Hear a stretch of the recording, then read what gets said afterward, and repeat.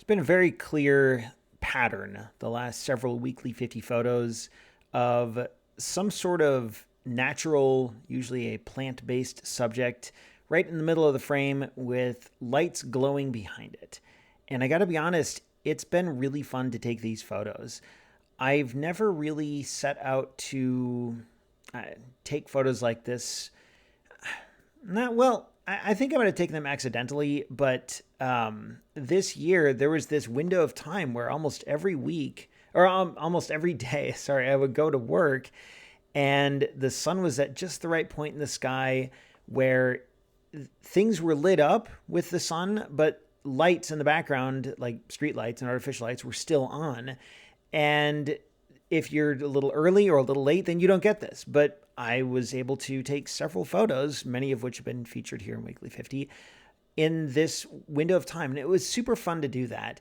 And this is just another example. There's nothing complicated about what I've got going on here. It's actually fairly dim lighting. It might not look like it here, but I shot this at pretty familiar exposure settings by now. My D750, my macro lens, auto ISO with a minimum shutter of 180th of a second. Shot this at f11, which meant that in order to get a 180th of a second exposure, my camera raised the ISO to 6400. That's fine. Dropped in Lightroom, a little bit of color tweaking. I think I cropped a little bit, but I'm not sure. And applied the AI denoise, and bam, that's what you got here. Like, there's really, I know it sounds like a lot when I say it all like that, but there's really not much to it. And anyone who's ever used a dedicated camera like a DSLR mirrorless will probably recognize most of what I just said. But what I really like is the end result. It's just fun. It's without much effort. I got what I think is a pretty cool photo of, I believe, a Redbud. I mean, correct me if I'm wrong, but I'm pretty sure this is a Redbud. That's what I call it anyway.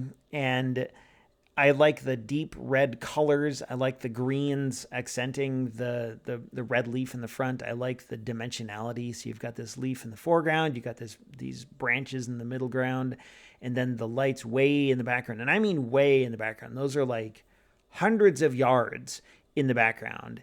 It may actually be the same lights in the football stadium parking lot that I showed on a picture of a coleus plant a couple weeks ago, just taken from a different angle.